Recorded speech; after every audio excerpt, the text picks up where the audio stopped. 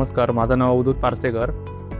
मी ITI करून इथे आलो आहे. आम्हाला ITIत मिलिंद जोशी सर आले होते. त्यांनी सांगितलं की टाटामध्ये तुम्ही ॲडव्हान्स आर्क वेल्डिंग कोर्स करा. त्याच्यानंतर इथे आल्यावर आम्ही सिम्युलेशनवर पहिली प्रॅक्टिस, सर आमचे सिम्युलेशनवर पहिली प्रॅक्टिस घेतात.